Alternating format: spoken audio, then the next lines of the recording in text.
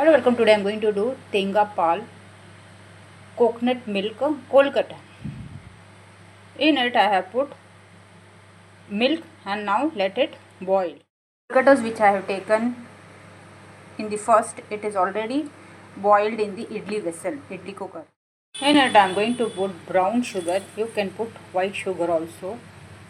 And I have added in it cardamom also. Now it has been boiled. Top in the last coconut milk. Let one boil come. Now it is ready. Okay, thank you for watching.